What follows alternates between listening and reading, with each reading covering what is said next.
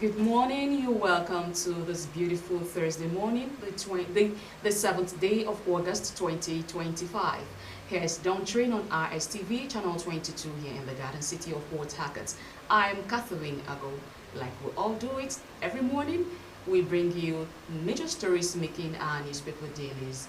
And today I will be starting with the Daily Times newspaper. And on the Daily Times newspaper, I have the insurgency 24,000 still missing in Northeast. That's coming from ICRC.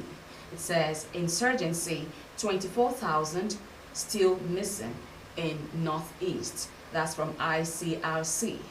Okay, and still on the Daily Times, we have Daily Times mourns former staff media icon Doyin Abiola.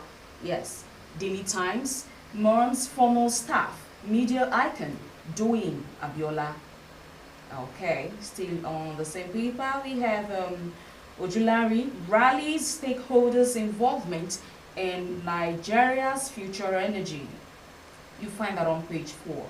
Then Tinubu mourns Ghanaian ministers killed in helicopter crash. That's on page 10 of the Daily Times. Nigerians suffer as APC abandons governance for 2027 campaigns. This is coming from ADC. Nigerians suffer as APC abandons governance for 2027 campaigns. That's from ADC. You'll also find that on page 10 of the Daily Times. Then Ebonyi issues 7-day ultimatum to WAEC over unreleased results. Ebonyi issues 7-day ultimatum to WAEC over unreleased results. That's on page 6 of the Daily Times. Okay, like we already know the controversies trailing this year's WAEC results. Okay, then foreign investments in telecom sector declines by 58%. Foreign investments in telecom sector declines by 58%. That you find on page 12 of the Daily Times. And we'll move over to the Nigeria Tribune. And in the Nigerian Tribune, we have many abandoned estates funded by corrupt civil servants. That's coming from EFCC. Many abandoned estates funded by corrupt civil servants. You find that on page 11. That statement is coming from EFCC. That vows to beam searchlight on real estate sector. Okay, then Tinubu, Sanwo-Olu, NPAN, NGE, others pay tributes as Doyin Abiola dies at 82. That's on page 4. Then 7% seaports surcharge threatens cargo clearance at Nigerian airports. That's on page 5. Said levy not ours, coming from Customs CG. Cost of vehicles will rise, says motor dealers. Okay, and still on the Nigerian Tribune, we have 24,000 Nigerians declared missing since 2015. That's from ICRC. I think I took that on the last paper. Then still on the Nigerian Tribune, NCAA suspends ValueJet pilots over safety breach at Abuja Airport. Accuses Kwam1 of breaching aviation regulation. That's on page 6. And 2 Ghanaian ministers, 6 others killed in helicopter crash. That's a sad one. You find that on page 21.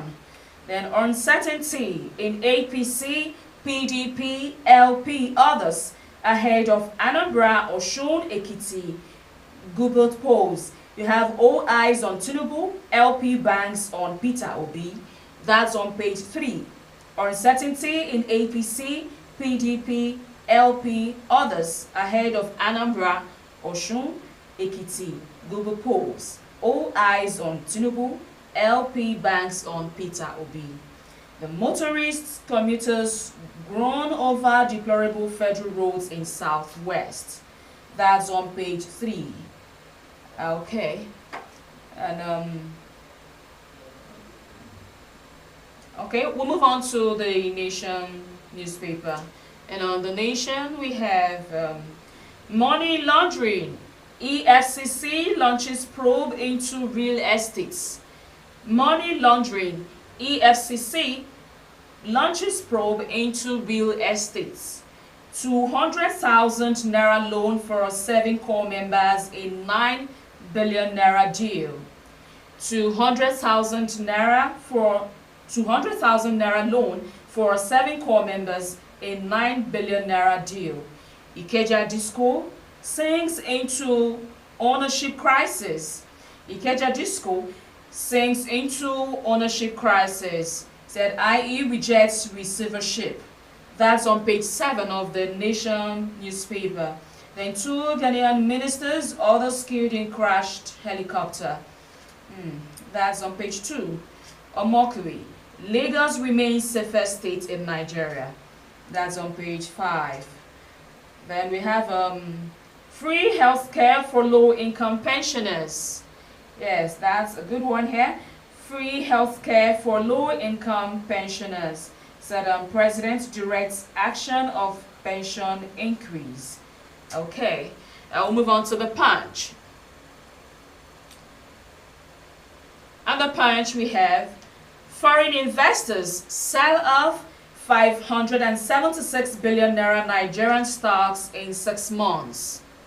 Foreign investors sell off 576 billion naira Nigerian stocks in 6 months. Okay, said outflows soar 85% year on year. Economists cite Trump-era policies shift toward treasury bills. That's on page 19 of the Punch. Pension battle. Please retirees reject FG's healthcare offer. Pension battle. Please retirees reject FG's healthcare offer. You find that on page 7 of the Punch. Nigeria, US advance high-level talks over visa restrictions. That's on page 3. Nigeria, US advance high-level talks over visa restrictions. Okay. Then a member accuses Uniport's governing council chairman of abuse of office. Okay, you find that on page 13. Then WAEC under fire as results portal goes down. WAEC under fire as results portal goes down. That's on page 30 of the Punch newspaper. Okay, still on the Punch. Sanwo-Olu pledges statewide infrastructure at Badagry roads unveiling. Okay, receivership raw. Edwin Parr challenges FBN Quest takeover move. Receivership raw. Edwin Parr challenges FBN Quest takeover move. That's on page 19 of the Punch. Kwam1 pushes back as fan probes airport's incident. You find that on page 19 as well. Then Tinubu consoles Ghana after copter crash kills 2 ministers, 6 others. That's on page 27 of the Punch. We move on now to the Guardian newspaper. On the Guardian newspaper, First Lady's humanitarian donations hit 12.9 billion naira in 2 years. First Lady's humanitarian donations hit 12.9 billion naira in 2 years. Wow, that's a great one. You find that on page 6 of the Guardian newspaper. Nigeria may split without restructuring before 2027. Nigeria may split without restructuring before 2027, Modo warns. Okay, that's on page 3 of the Guardian newspaper. Then Bill Cut restores interim forfeiture order as on assets linked to Yahaya Bello. You find that on page 30. Bill Cut restores interim forfeiture order on assets linked to Yahaya Bello. That's on page 30 of the Guardian newspaper. JAMB sets higher bar for under 16 candidates. JAMB sets higher bar for under 16 candidates. That's on page 4 of the Nigerian Guardian, the Guardian newspaper rather. Then still on the Guardian, we have ADC, APC chieftain warned Tinubu to shelve re-election, focus on governance. ADC, APC chieftain warned Tinubu to shelve re-election, focus on governance. Yes, that's a very good warning. Then insurance tax jumped 10% after Tinubu signed law to recapitalize industry. Insurance tax jumped 10% after Tinubu signed law to recapitalize industry. That's equally on page 3. IPAC writes RISEC rejects August 30 state LG elections.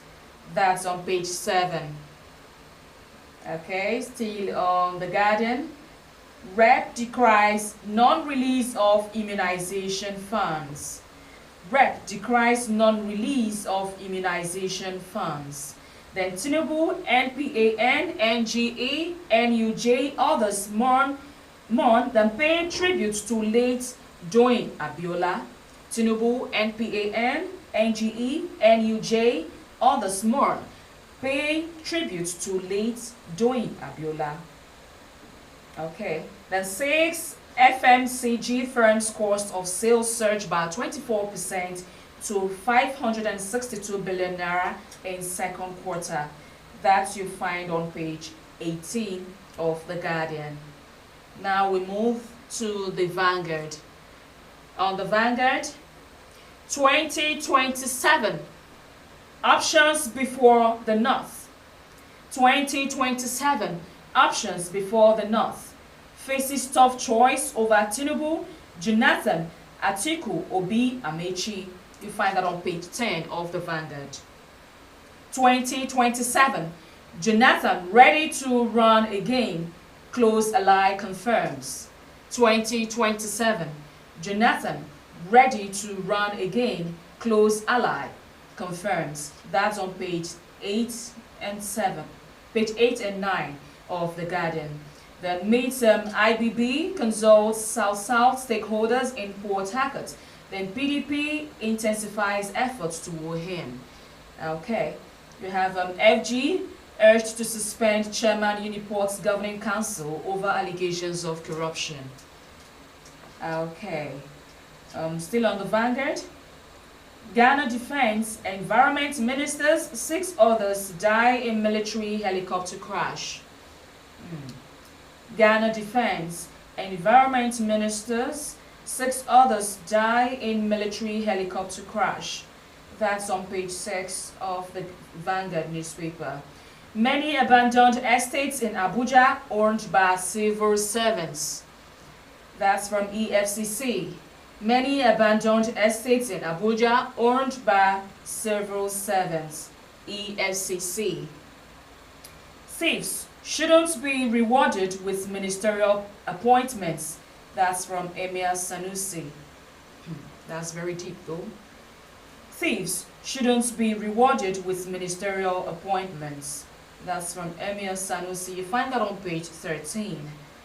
Okay, then West Africa School Certificate Examination. Parents group wants paper cancelled. You find that on page 12. Late Doyin Abiola to be buried in Lekki, family confirms. FG approves tax incentives for manufacturers using local raw materials. That's a welcome development. FG approves tax incentives for manufacturers using local raw materials. Okay, that's the much we'll take on the papers this morning. We'll go on a short break, and when we return, we will be looking into a very important headline or topic we saw here. We're talking about the WAEC results cancellation and the ultimatum. Don't go away, it's still Dawntrain. We'll be right back.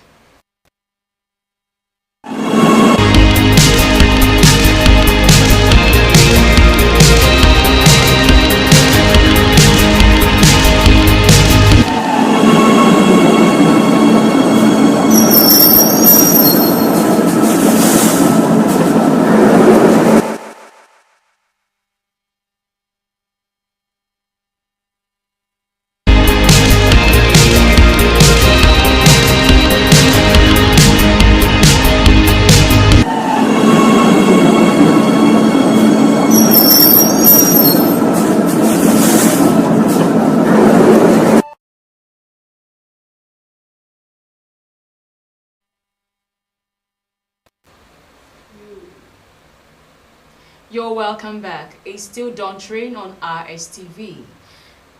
We talked about WAEC and the results saga we saw in about two different stories during the newspaper headlines, talking about the Ebonyi actually gave WAEC a 7-day ultimatum to release results.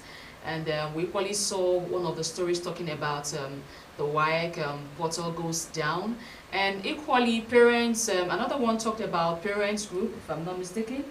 Yeah, that's on the Vanguard. We have parents group one, paper cancelled. And we all are aware about the, will I call it mass failure of this year's WAEC results. You know, from the records, we had about 1,969,313 candidates actually sat for this year's WAEC exams. And from the results so far, or from the statistics, 754,545 candidates, which represents 38.32%, obtained credits and above minimum of 5 credits. And on some other papers, some have it that about 100 and over 192,000 results were withheld. I mean, one would say it's actually a huge failure, concerning this year's WAEC exams. Last year, we have a figure of 72.12% of candidates equally obtaining 5 credits and above a minimum of the same 5 credits, yes, or 5 subjects rather. When compared to this year we're having 38.32%, and last year we have 72.12%. I mean, it's really a very serious decline. One will actually ask, what actually happened? What happened? With all the measures we had that have been put in place to curb examination malpractice and all what's not, we still find ourselves worse than what happened last year. Last year was, at least it's better. 72.12 is really actually a good percentage. But for this year's, I really do not know what to say about it. And now one begins to ask the question, what actually happened?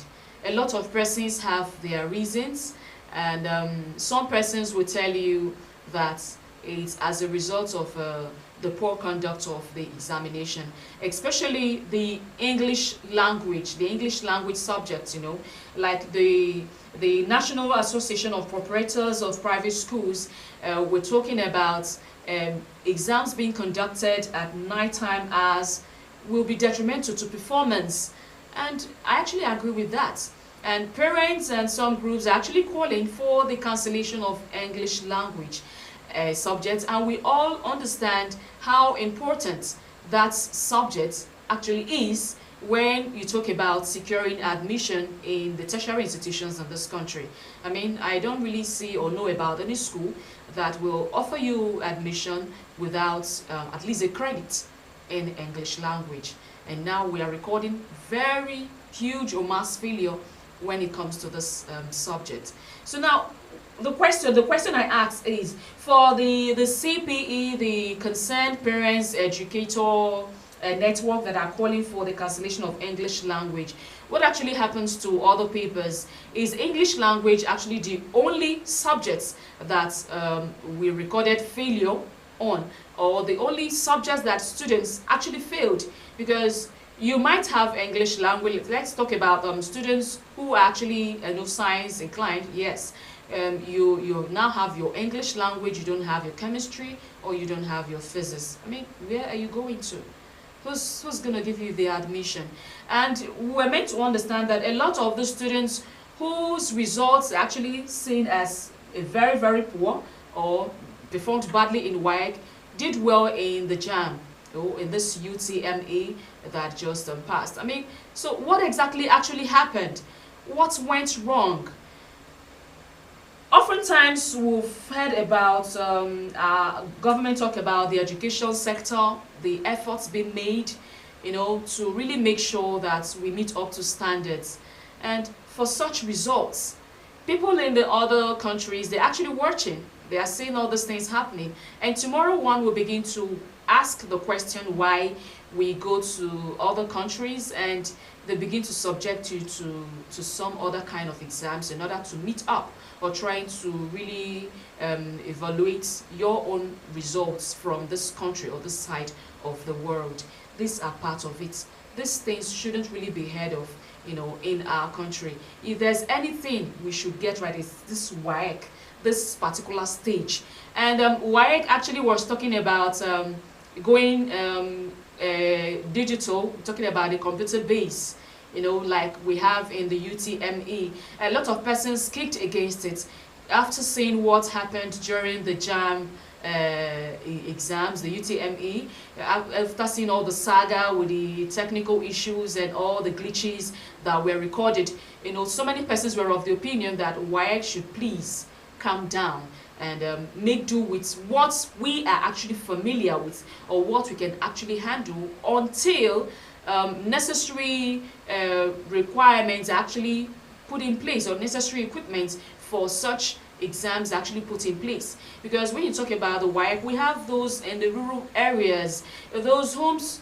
You see some schools, I mean, it's actually in a very deplorable state. You see some schools, some of the buildings are actually dilapidated, and these are equally students who partake who actually took part in this WAEC examination. So talking about repeating the exams or repeating the English language, you know, who's going to bear the cost? What's going to happen to students? Have you really asked what it means to the students to go back to rewrite this examination? And for those who actually wrote their own papers, that English language subject at night, I mean, what happened? Some persons or some schools actually said yes, they did theirs at a normal time and ended normal time. But for some states in this country, we're all aware that this same English language was written at night. So imagine students writing with torchlights or candle, depending on what's at your disposal. Were we really expecting something better compared to what was just released? Simply, I will call on the authorities to please look into this. We shouldn't be having lapses in such areas. Education should be taken very, very serious, you know, in our country. We know, yes, there are so many things that have not really been taken or gotten right, but at least for the fact that this education is still something that still makes us stand, you know, head high and tall with people from other countries and people in other parts of the world, you know. We can talk about our government and all that, but this education, please, we shouldn't still be deprived of that. There are so many bright students who have put in so much effort to make sure that they come out with flying colors, and at the end, this is what they are getting. It's really traumatizing, and I wouldn't wish that for anyone. We know, yes, back in the days when we do write our own exams, I don't think there's any of such occurrence, you know. We write the exams at the appropriate time, and the examiners ensures that the exams equally ends at the time stipulated there on your paper. And at the end, when you do well, you know you did well, and when the result comes, you don't even need to be told. You don't need to have doubts about what the outcome of the result will be, because you know the effort you put in and you know what you are expecting. And at the end, when the result is being released, you find out that yes, it still really goes with what you are expecting. There's nothing like thinking about something went wrong or whose fault is it, because WAEC on their own are saying that they did well. They put all the necessities in place to make sure that the exams had no glitches and that we don't record something like this. But look at the kind of mass failure we are recording for this year's WAEC examination. It's really not a good name for us as a country. We Nigerians are bright. When you talk about students, when you talk about education, Nigerians are doing very well. Even in the Western world, we are doing very well. We are blessed. So our government and the authorities involved should please try and make these things easy for us, so that the students know that all they need to do is pay their fees, put in their best, read their books, and make sure that they make themselves available for the exams that at the end you will see yourself having exactly what you're expecting, and not when you see your results and you begin to say, no, this isn't my result. And this is how far I will go this morning. Tomorrow, Dawntrain returns, same time, same station. I'll be here, hopefully, by the special grace of God. I am Catherine Ago. Stay tuned for more beautiful programs for your viewing pleasure. Don't go away.